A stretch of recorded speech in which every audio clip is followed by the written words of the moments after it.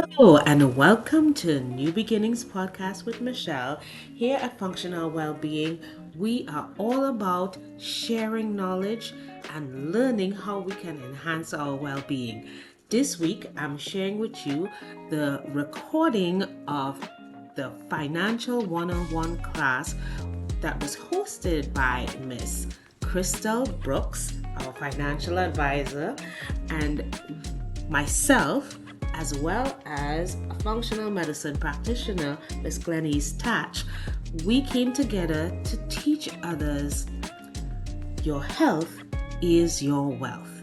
So listen in to this recording. We do hope you glean from it many different skills in health as well as finances. Thank you so much for listening in and be blessed. Right, there you go. And that's what me and I wish me and Mary just talking about. Everybody's road to success or financial success is going to be different. So we have to understand that our road to success with finances is a path of our own way. But how do we get there? And the first thing that I've started thinking about, because I think about this a lot, because like I said, I went from W-2 income to self-employment. So I'm going through that whole mental financial, my finances are changing. And you have to really think, how can I keep myself sane and figure out a new way to do my finances? So one thing that I say is that even if you don't have the money, start planning. Because once the money comes, you've already got the plan of how you're going to do your finances. And then all you got to do is just implement it. And it may not be something that's set in stone because you may have to make changes, and it's okay to make changes. But just start the process of saying, here's how I'm going to start doing my finances when I get that money. Then, two, another thing that I've started doing is I have two checking accounts. Actually, I have three. No, I'm sorry, I got four. I have a I have a business checking account. I got a big checking account. I have an everyday checking account and a savings. So I split my bill for my everyday.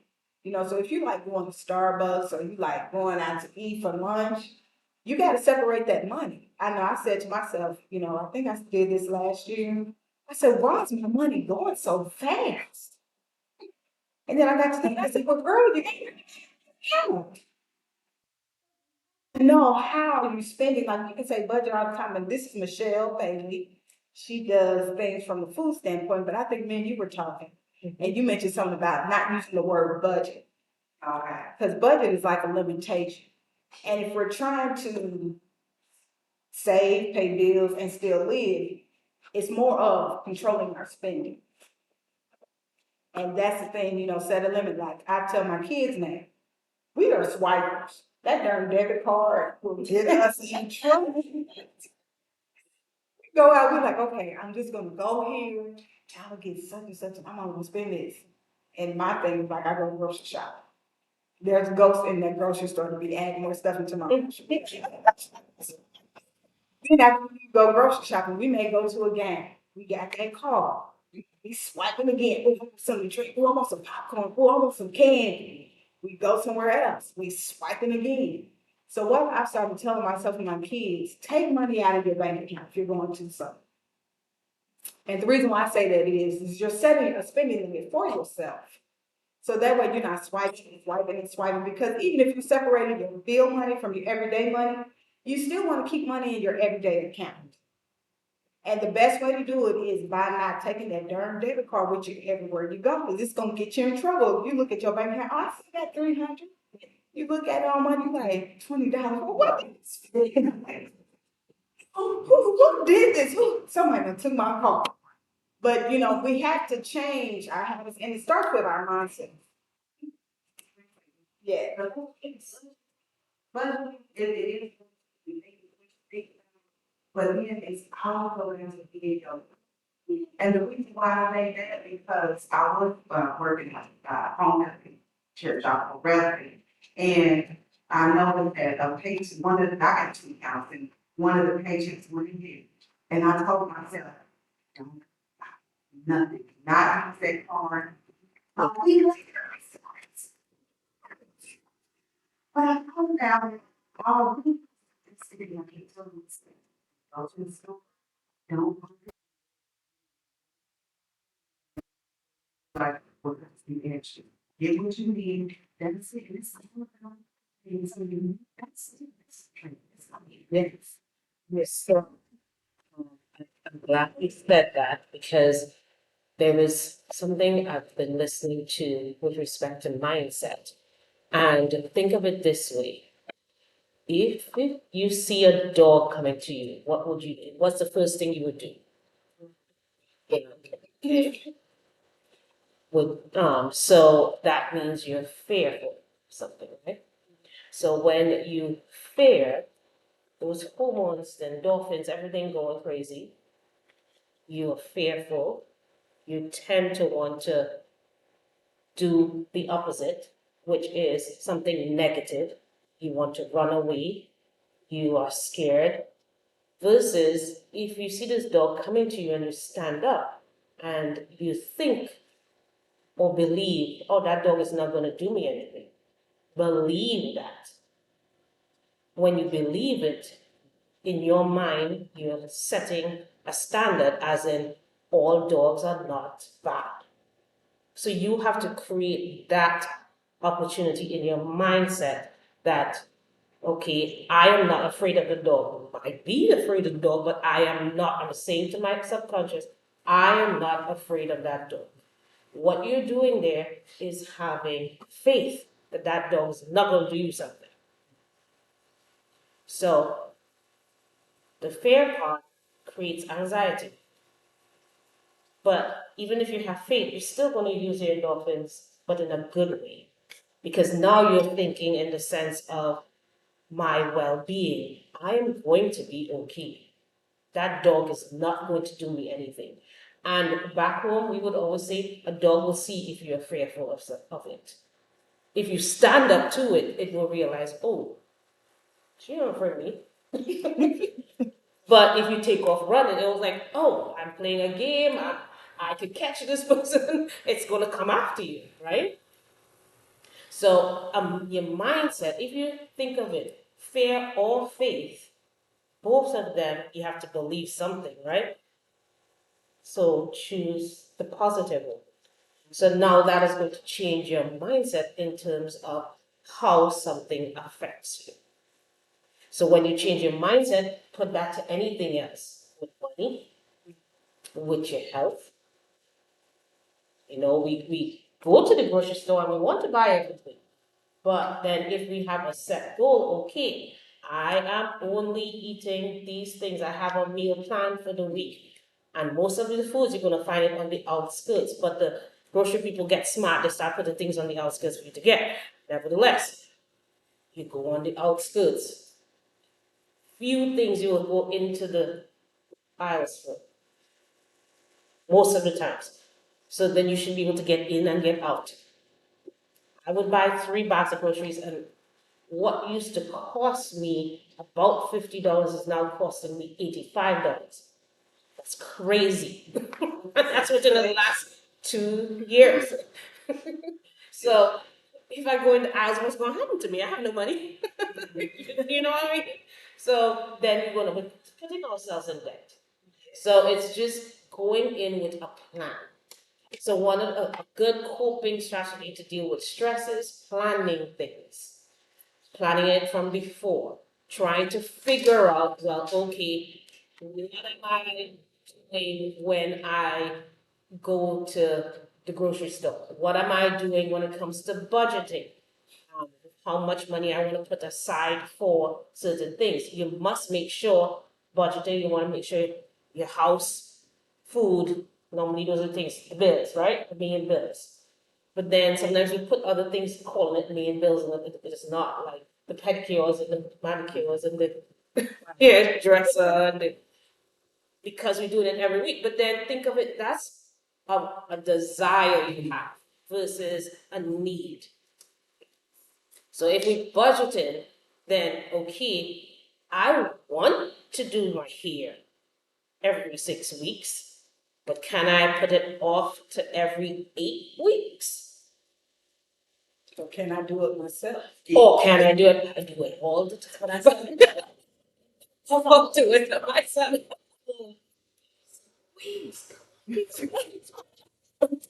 These things work. They work. Okay. So used to going to the and told myself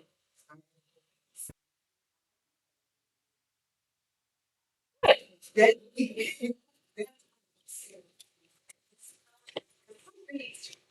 yes. So, and it's something that just go out knowledge about knowledge, but to stand up to get advice with faith. You know, the only way you can stand up to somebody is that you can hear the word. It can be and be here, but you gotta stand up to the word. Yes. And it's a fear, but it's stand up. Yeah. So trying to create techniques or strategies to cope with situations. So we all have stress. That's not going anywhere. We all have stress. But guess what? For example, you took time to be here today because you wanted to learn something. That in itself is reducing your stress because you set aside time to come here to learn. And when you change the concept of fearing your stress, now you're learning and studying how can I deal with my stress? That's the faith part. You believing that there is hope. I can change this. So you come to a seminar, you read about something, you listen to music, you do, you research. So now you have this opportunity. Okay, I'm not going to be fearful. The stress still there, but you're not trying to make it a fearful thing. You want to be faithful and having hope that I can change this from the information that I learned to move forward. Yeah, and I was just gonna say, in regards to the fear, and you mentioned stress. Stress increases your cortisol Yes. hormone, and when you do that, it can also lead to health problems like high blood pressure, insulin resistance.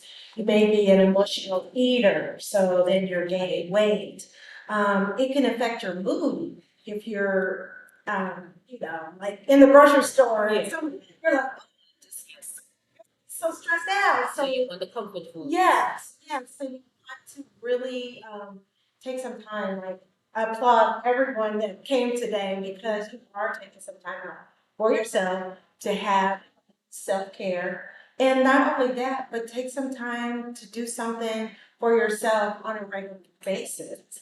And one of the things that I really started learning how to do is the take five. Well, I do take four, the breathing. Because when you do your breathing, you can do it like 5 times a day. It depends. So if you do it first thing in the morning, and it's just like you take a deep breath in, you count to four, you hold it for four, and then you release it for four. And then you do the same thing. And what you'll notice is that you'll start to release some of that stress and really balance you out. I do it a lot of times. I'm a nurse practitioner in the family medicine clinic for community, and it gets really stressful there. We like seeing up to 20 patients a day. So, and we got 20 minutes, boom, boom, boom, just get in and get out. So sometimes I just have to sit down. It may be right before my lunch break. I can sit down and I can do that breathing exercise. So you can do it 4 minutes, 4 seconds, or five.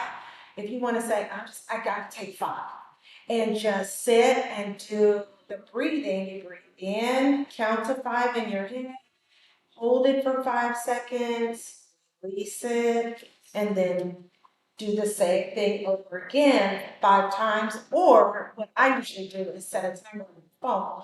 Because we all got these smartphones, might as well use the timer. 90 seconds. If you can do it 90 seconds. Yeah. Oh, do it now. Okay, set the time. All right. And I've never read until about a year ago. I now I mean, and then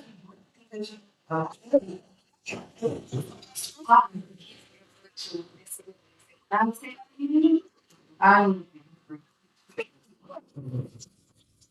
So that's another coping strategy that we are sharing. So breathing or meditation. Sometimes you might think, okay, I don't know how to breathe, but guess what? If you put on some really nice, soothing music, some nature sounds, just hearing waterfall. Most of the times when I hear waterfall, I need to go to the bathroom, but water flowing. Just think, just if you get yourself within an environment of such, your breathing would actually change. Your rhythms would actually change. Yeah, and I know, sorry, go ahead, that sometimes I just take a deep breath and then I'll change my whole mindset because when our finances, something goes wrong, the first thing we say to ourselves is, "Oh, I made a mistake. Right. Oh, I messed up. Oh, I'm stupid." So as we're putting those negative thoughts in our mind, we're not decreasing our stress level, we're increasing our stress level. So breathing and changing how you're thinking about yourself when you made that mistake is a great tool too to minimize that stress level. So y'all think it's good for like when, for instance, I would get a call from somebody and get upset and I don't get over. It just my head starts. Okay, you're gonna start to breathe right now. Yeah. Let's do it now. Because you do. That's it. Don't say anything else. Just take 5. Yes. Okay, so let's do it right now, and we're gonna just in your mind count to 4. Okay, and then hold it for 4, and then release it for 4. Okay. All right, we got it.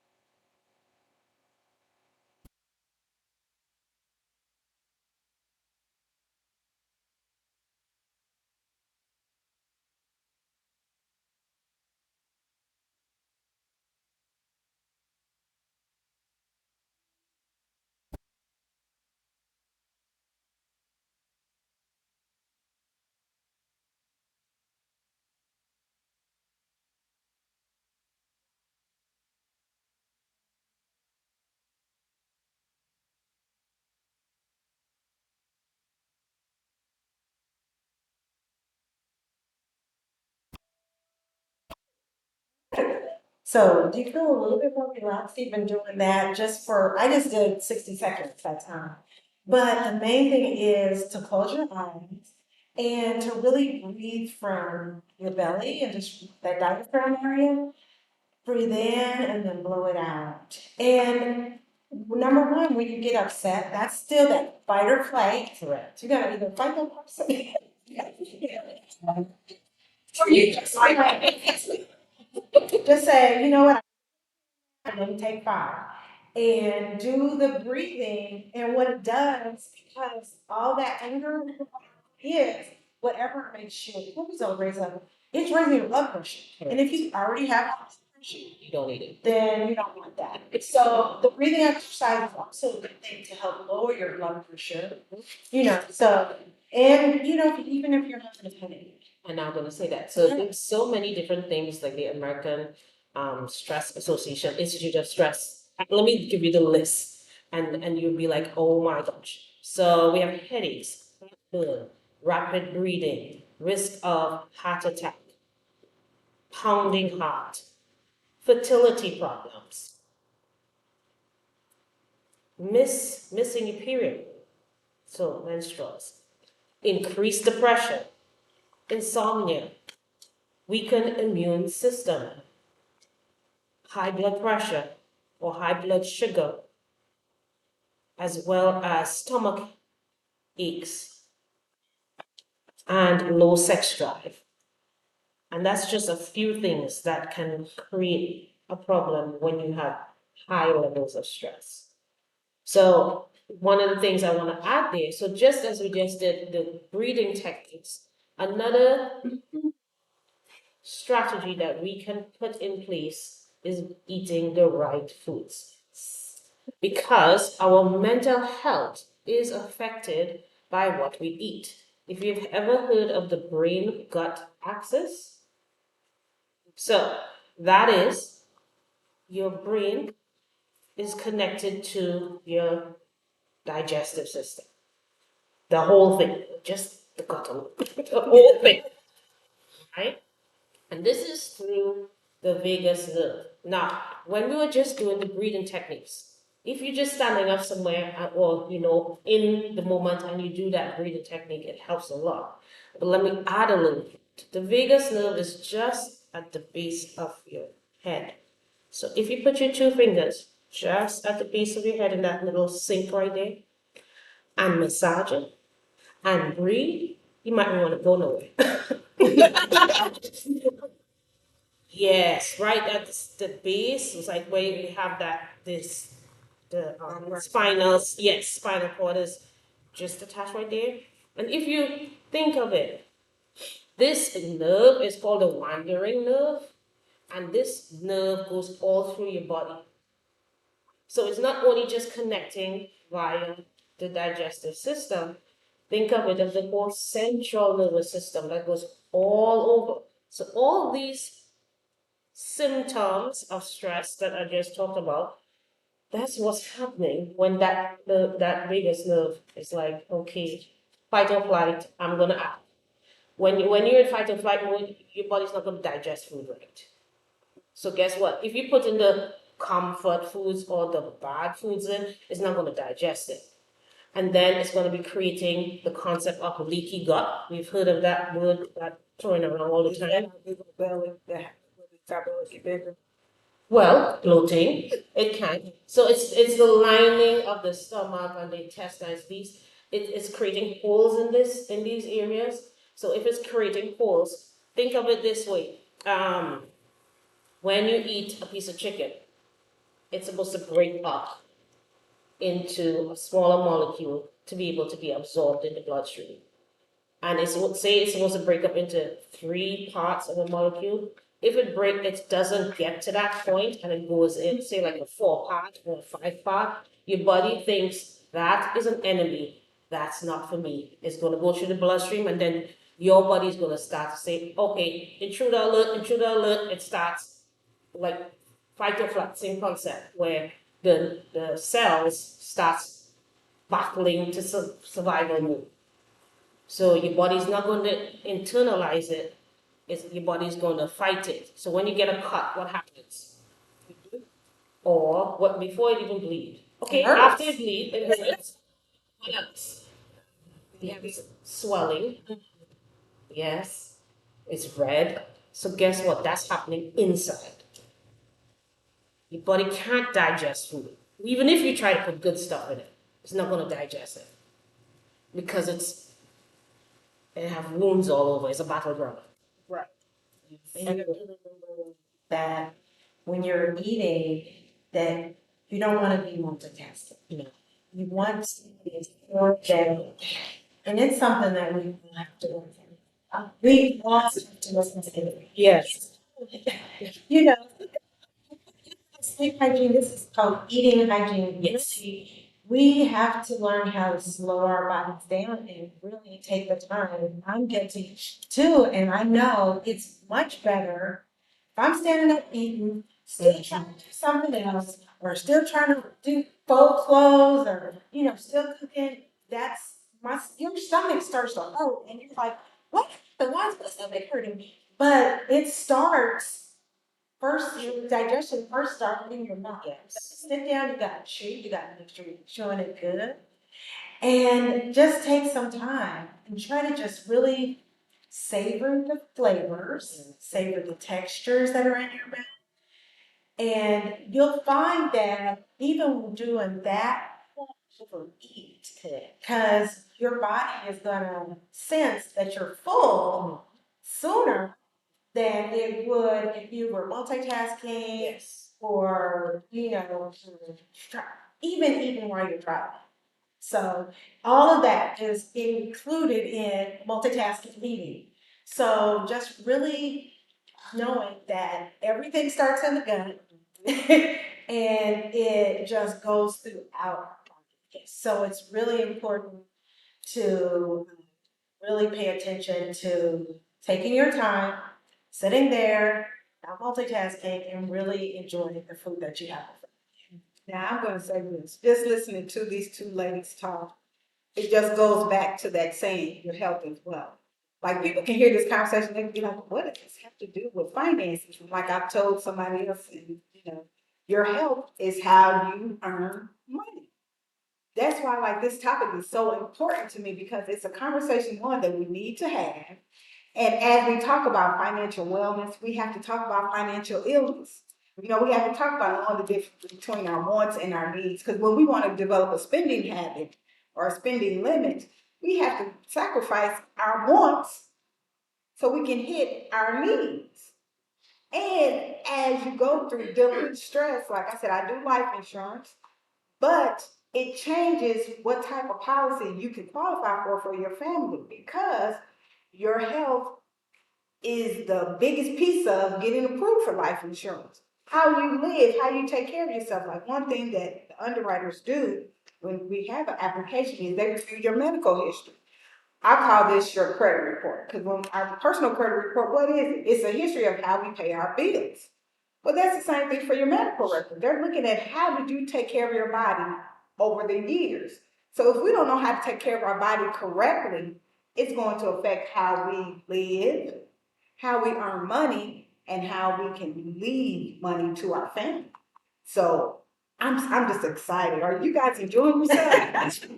I'm so glad that you said that, because I've been in situations with patients who I want to do more advanced imaging or have them do therapy, or even prescribe a medication, and they say, "Oh no, I already owe such and such so much. I can't go back there. I can't do therapy. I still have so much to pay." So it is really important to make sure that you being as healthy as you can. There are going to be some emergencies that come up. So set aside, even like she's talking about finances, set aside money for that, just so that you'll have it. But it breaks my heart when people can't do stuff that I feel like they really need, like, for their health, but they can't. Or they'll say, no, yeah, it's not. How many of you got to take your health for advantage? Um, No, you can raise your hand. We live in a society and culture where we think nothing can happen to us. Like, we don't even understand, if we get sick all of a sudden, we don't even realize it could be because I'm stressing out over not being able to pay a bill, and I'm stressing out because my kids are not doing what's right. I'm stressing out over this man. But we don't even think about those things that can affect our health, because we just go around thinking, oh, I'm just sick because I'm just sick. Not realizing how effective stress can be to our bodies, especially if we're not taking care of whatever it is that's stressing us. yes. Now, another thing I want to ask, and I'm sorry to share, what do you guys feel like is stopping you from changing any bad spending habits you have?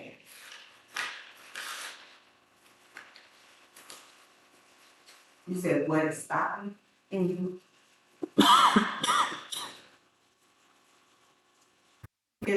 With me, it's in my mind, because I feel like I need to go do this. I feel like I need to go spend that. It makes us feel happy. Yeah, because another thing we do when we get stressed, especially if we have finances, we go out and spend more money. Just like we have those emotional comfort foods, we have emotional shopping habits too. This is gonna make me feel better. Then no sooner as we get it and something else happens, guess what? That stress level is brought right back on us, and we're back to square one. Awesome. It is a self-discipline thing. Yes. It's very, and it's okay to talk to yourself. Because I've been there too. Like, okay, oh, no, you do not want that donut. You want it, but how are you going to feel afterwards? And then you're going to be thinking about, oh, I need to lose all this weight. So sometimes you do have to pause before you buy something or before you eat something, and it's okay. And another coping strategy. I've given you the coping strategies because we need it. And sometimes you don't have to spend no money for it. Another coping activity is physical activity. So right, stand up. I'm sitting down too long. I don't sit this long. So pretty much, once we try to keep ourselves active, just the activity of standing is changing our stress. We don't have seniors here, but that is one of the things that we always recommend to them because they're always sitting down or lying down. Just the concept of standing alone changes your stress and give you energy. We haven't walked or done anything yet. All we did is stand. And it changes how your internal body feels. So I just want to add to it too. When we all here have some type of job, we all here do some type of work.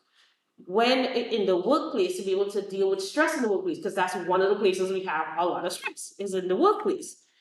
A good thing to do is move.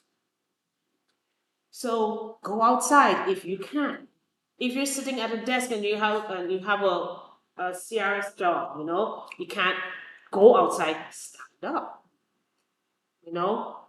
Do some stretches, do some twists, just squat. I'm telling you to do a big workout now. All I'm just saying is just move, roll your shoulders back, because if you're on a computer, this is how you are all the time, right? So you want to roll your shoulders back. I always teach people roll shoulders back because we are normally in this hunch position. So you want to roll your shoulders back. You can just stretch your neck to one side, go to the other, hold it like for 5 seconds, go up, come down, rotate it to one side, and bring it to the other. Right? And then you could just open up your chest by just stretching your arms back. Yep. And sometimes we need to hug us. You can switch hands. Yeah. Okay. And this is just simple movement. Again, we didn't do a big workout, but just getting blood working, circulating in your body. That changes and kind of resets your body to be able to go again. And guess what? It may sound simple, but this is decreasing your stress levels. As simple as it is. We don't have to spend money for that. As simple as it is. You could save money by just doing these activities and being out there. And that's the thing about finance, when she said you don't have to spend money. Our mindset is sometimes when we want to do something, we got to spend more to do what we need to do. And when we say we got to spend more and we know we don't have that more, that's bringing on stress. So, for instance, my son graduated and we're doing an opening. He needs a car. And I'm stressing over, well, how am I going to do all this? How am I going to do all this? And I got to think, I said, wait a minute, hold on. What's the bigger picture? Getting him a car. I'm tired of him driving my car. I can't even go nowhere because he always. But it's also, why am I putting all this stress on me trying to do something big when I have a decent sized home with a decent sized backyard that I can save money on and just utilize my space? But the thing is, when we're stressed out about finances, it eliminates us from thinking of the best solution to the Not problem. studying the situation. Right. So you're not being hopeful or you're not having faith. You're in just the trying to problem. crazy. Yes. Just trying to rush and get a result. And that rush result can lead to more financial issues. Yes. Like I said, all the bad habit of, oh, I need more money to pay off debt. So I was putting myself more into debt to pay off debt. And I wasn't getting nowhere. And it's like we have to realize more debt, that's not good. Because you're trying to live financially free. So how are you trying to be financially free and you're adding on more debt? And then that messes up your credit because if one thing goes wrong, you like, oh Lord, what am I gonna do? And it's leaving you woke at night. You can't focus. You can't do this. You can't do that. You're depressed. You're just putting yourself in a circle. You're like a hamster on a wheel. You just keep going and keep going. There's no end result. We don't mind moving, but not that. You know, But people will run to a wealth building class versus understanding how your mental health and your physical health affects your wealth. If you seek out a job, you cannot work. And if you can't work and your finances are out of order, you can't even focus on getting better because you're focused on how to take care of my household. And I want to have those conversations to where it's not about the fast way to do things. Let's take it back to step one and start from the beginning. If we think about our childhood, what were we taught about finances? Save, Yes, same. save money from every paycheck you get, save. Now, do you feel like that was a good learning tool to just say? No, I mean, that's all I got. So, I need more.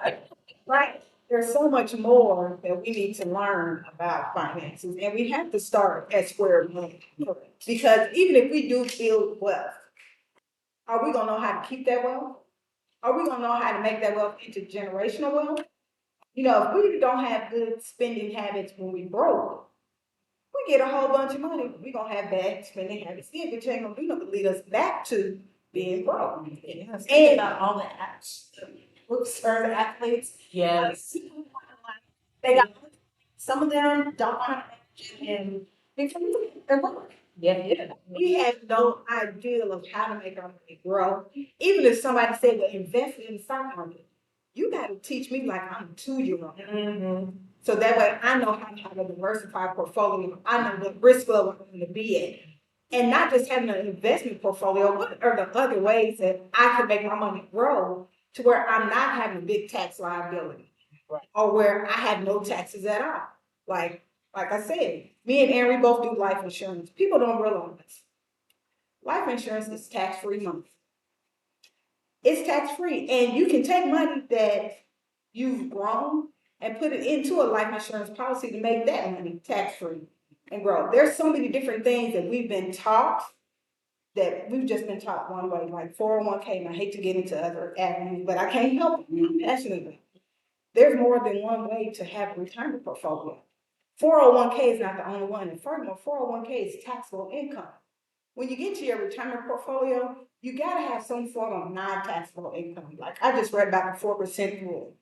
When you have a retirement plan and you retire, you should only be taking out 4% of your retirement money a year. But if the market is doing bad, you got to lower that. But if you had a life insurance policy that you were using as part of your retirement portfolio, when the market is doing bad and your 401k is losing money, you can use your life insurance policy as a supplement to your retirement, which is tax-free, and you can let that 401k still grow, get built back up as the market becomes better. But again, if we're not talking about it, nobody's going to know about it. So it's not just about that. It's another way to say, hey, you know what? Let me utilize this for retirement, for college planning, business expanding, starting a business, or if you just need to have emergency fund, like a lot of us, who has emergency funds? Yeah, like they said, you should have at least 6 months of the year. Yeah. Of reserve, and a lot of us can't even get to that because we can't even manage what we have right now. When I say can't manage, it's not a bad thing because we've all been at a place where we can't manage. Our finances are constantly changing. Yes. And if we don't understand the constant change of our finances, we're not going to be able to keep up with them, which leads to us mismanaging our finances. So, Kristle, what I would like you to share, because I remember when I came in, she spoke about, being able to understand what to do with funding, whether in business versus personal. Share a little bit of what someone who has a business, what should be some of the things that they could look at other than a 401k. Explain a little bit more about the life insurance, how that can help in a business setting. Yes, there's a product that I actually love. It's called an Index Universal Life. And you can use it as part of your retirement to go to retirement, especially if you're self-employed. Now, we do offer 401ks for self-employed people, but if you don't want to go that route, you can use a life insurance for that. Now, you have to structure it properly. When I say structure, you got to really be able to pay money into it. because the goal when you retire is for your money to outlive you. So you got to be realistic when you think about retirement. You got to say, how much can I live off of when I retire? And you have to be realistic. Okay, I may still have a house payment, car payment. I may want to travel. I may want to go do different, adventures like concerts or, eat out all the time or whatever. So you have to say to yourself, okay, I need $5,000 every month when I retire. How do we get there? We have to look at the dollar amount that you're going to put into this policy, which is tied to the S&P 500. It's not tied to the actual stock market of it. It's tied to the performance of the S&P 500. Okay, but for the S&P 500, the Index Universal Life, you choose 3 different crediting strategies. So you have the high participation, you have the 100% participation, and then you have the uncapped. Now, each of these crediting strategies has different interest rate caps, meaning how much money you can earn that's going to allow your money to grow. And let me go back because this is a permanent policy that can accumulate cash. So the high participation, that interest rate is capped at 7%. The 100% participation is capped at 10%, and uncapped is just that it's uncapped. Now, what most people think is when we say uncapped, you're like, oh, I can earn more than 7% or more than 10%, but there's a thing called participation rate. So on the 100% participation, since it's 100%, that's where that 10% interest rate cap comes from. Now, when you get to the uncapped, that is a 50% participation rate. So let's say the S&P 500, it ends at, let's say, 8%. Well, on that 10% interest rate cap, you may get either 8 or 10%. But on that uncapped, you're going to get 4% because the participation rate is only 50%. So just because it's uncapped, it doesn't mean that you're going to earn more money. So you have to know that. So once you decide that rate, then you have to decide, well, I lost my train of thought. But then you have to look at how much money do I need to put into to get to where I need to go? Because the thing about the S&P 500 with the IUL, you have a capped interest rate, then you have a floor. The floor interest rate is 0. So whereas if you're investing in the stock market, you have a possibility of losing money, correct? Mm-hmm. Well, with the Index Universal Life having a floor of 0, you won't lose any money. So even if the S&P 500 is in the negative, you won't lose anything. Your account may not grow at that segment, but you're not losing any money. It's also a policy to where that you can earn compound interest. Now, compound interest is going to make your money grow based on the total balance in the cash value account. Whereas some interest may only grow based on the principal balance. So you're going to have a better chance of your money growing. So as I tell people, with this policy, the thing that's good about it is that you have the ability to put more money into it. Meaning that if you got something extra coming in, instead of you taking it and going shopping, invest it into that account, put it into that account. Because even if the S&P 500 not doing good, you put money into it, your money's still growing. So while the S&P 500 is doing bad, you can treat it like a savings account. Once the S&P 500 does good, you're going to earn interest and it's going to grow based off of what that total balance is at the time. The other thing that's good about this policy is that you can take out loans which are tax-free. That's important because that's how people are using it for their retirement or for colleges. If parents started on their kids at an early age, it's a better way to save for college. I say that, Than the 529. Right. Because a lot of people know about the 529. It's better to use like a life insurance because you're getting more, I would say profit. I call it profit because you're getting more money on the life insurance and then you can use it differently because if your child doesn't want to go to the normal ECU colleges that are there and they want to do like a trade school or whatever, you can use the life insurance. And again, this is tax-free money. So when you get to the point of retirement and you say you want to do so much, you can ensure that policy does what you want it to do because you're already looking at it from the standpoint of here's my purpose of having for retirement. So every little bit that you get, you can put money into it. I've even heard of some people taking money out of their 401k and using it because you can pour money into the Index Universal Life to start it up. Now, one thing that they don't do is when you pour money in, you have a surrender value and you have a surrender value charge for the first 14 years. They're not going to give you access to that surrender value money right on top. So it's still going to be in the account, but you're not going to have access to it because they don't want you to start pouring out from it, pulling out from it, no sooner as you put it in. And the other thing about the Index Universal Life that I like is that if you're going through a financial hardship, you have the ability to change how much you're paying. So you can take your death benefit down. Okay. And then, once you get back to making good money again, you can take it up. Now, the thing about when you take it up is that they will sometimes make sure that you're still insurable, Right. meaning that you don't have no major illnesses or anything that prevents you from.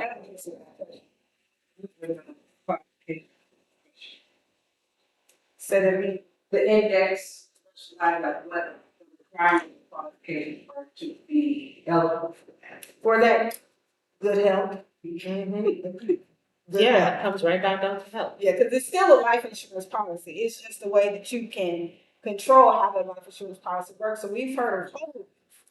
This is the sister to Index Universal Life is the sister to whole life, whereas whole life, everything is fixed. You can't change anything, you can't put nothing in, you earn the money by dividends.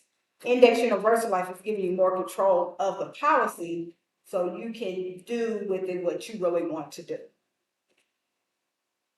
Kristle, to your point, that's a big reason why you want to get life insurance early, because, when you're younger, because when you're younger, you're healthier and you get the lower rates. And if you do a whole life policy, those lower rates can extend for your entire lifetime, as opposed to if you wait and you develop health problems, those premiums are going to skyrocket.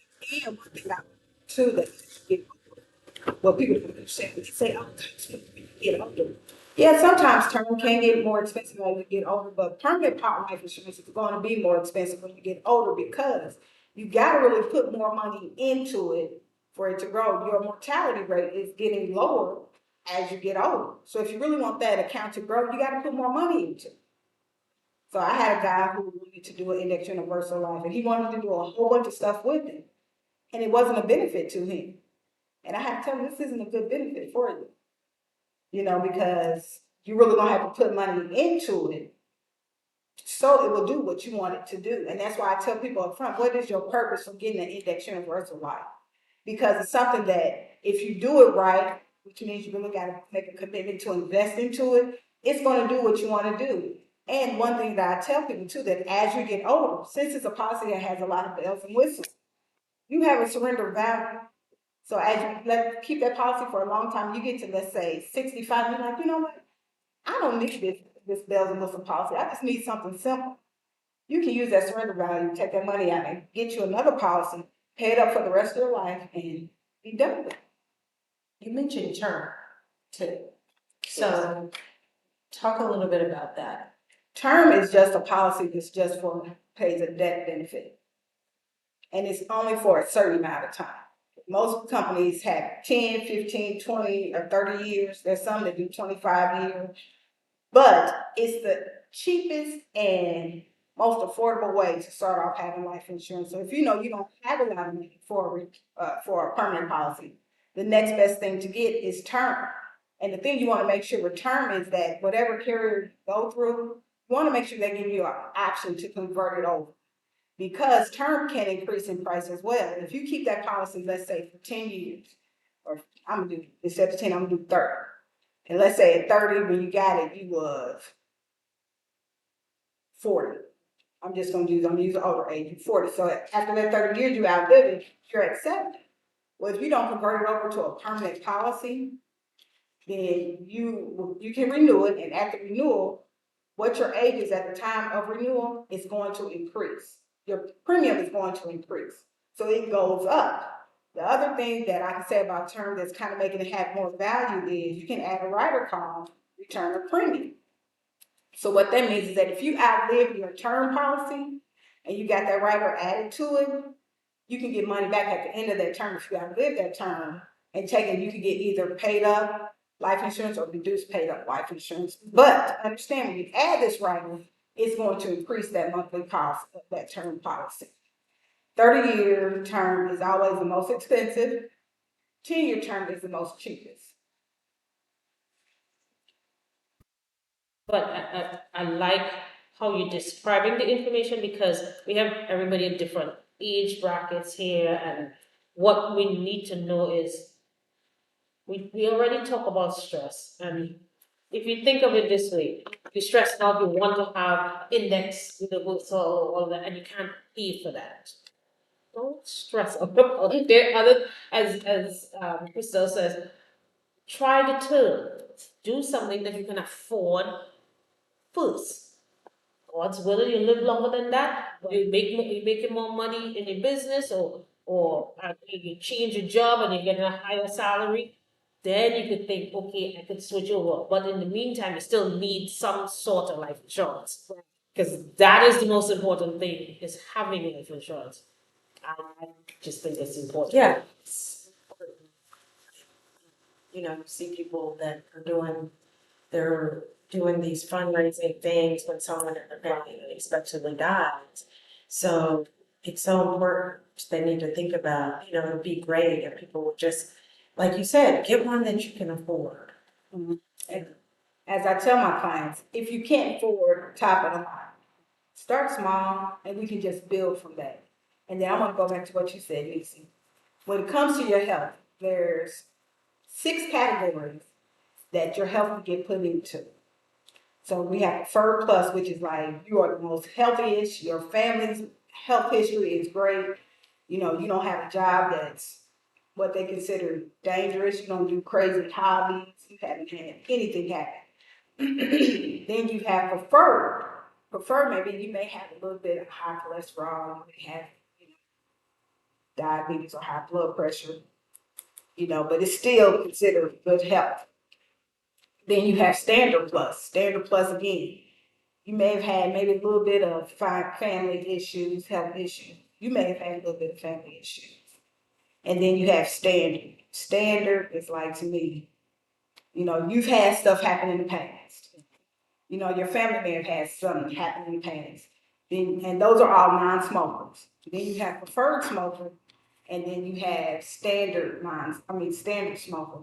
Then you have substandard. Substandard is where you, let's pray we can get you. That's the best way to say it. And we have an underwriting booklet that we go through. So when we're taking an application, we're going to ask you about your health issues. And the thing is that everybody, you may remember one event, but you may not remember everything that happened. But we need that information because what happens is when we submit the application, like for me, I don't rate anybody at a preferred plus, preferred, or standard plus. I rate everybody at standard. And I tell them, look, I'm ready to be standard because I don't know what your health looks like. So I'm not going to oversell you and give you the cheapest amount because the greater your health is, the cheaper your monthly premium is. So I'm not going to oversell you. We're going to let your application go in. If your health is great, the underwriter will rate you up. And I'd rather for them to rate you up on their own. And I come back and say, hey, you know what? Instead of you paying $35, you're going to pay $20. They're going to be more happy with that result versus me saying, hey, instead of you paying $35, you got to pay $65. But the better your health is, you can fit in one of those categories. And what I do is, even when we're talking, I'm going to look at those preferred plus, preferred, and see where you fit in. Also, your weight, your height weight proportion is included with that. People don't realize your weight, the higher your weight is, the bigger the risk you are. Because we know more health issues come up with the higher weight. So when we're talking about comfort foods can take us, man. I had a lady who was older who called me. She was like, I want life insurance and I only want to pay $40 a month. Okay. You know, I got it to where, you know, sometimes I have to do a 10-year term. I really don't like doing 10-year terms, but that's what's going to get her in the price range. And I asked that question, how much do you weigh? What's your height? She said, I'm like 5'3", 395 pounds. I said, oh, I can't do nothing with you. It's the prey. Yes. Yeah. I mean, one, you know, we have tables that can rate you up based on your weight, but the COVID's still going on. All the carriers haven't gone up to their maximum table number yet. So they're still at a certain table that they're unwilling to go to. So it can put you right out the door. But when you're talking to somebody, don't come in with pricing that you feel like you should pay. Because you don't know what the process is. You don't know what your situation is, especially if we go, such and such got their policy for $40, and you 65 and you a smoker, you overweight, and you had, I'm gonna say a stroke 5 years ago. You know, that's all going to affect what your rate's gonna be. So we can't think that everybody's story is gonna be the same as yours. Like I said, we're all on this financial path separately and on our own and alone. But it's good to know, because as you're going through that process of stressing and not handling your finances, this is how it can negatively affect you in getting a life insurance policy. You know, it can affect you where you get denied, or it can affect you where what should have been cheap can be more expensive. And it doesn't matter the age. Like I've had a client, I had a child recently denied because she was underweight. So it's not just being overweight, you can be underweight and can get declined. You can be young and get declined because you're underweight. So it's not just a one size fit all thing. When it comes to your finances, ask for help. Do not be embarrassed, don't be in shame. You know, even if it's somebody in your family that you feel like you can't go to. Like I said, go to your bank and talk to them. You know, there's help out here, but if we keep with that mentality of, I don't want nobody to know, we're keeping that mental stress on us, which leads to physical stress, which leads to health issues. Let's stop trying to be secretive about something that help is out there for you.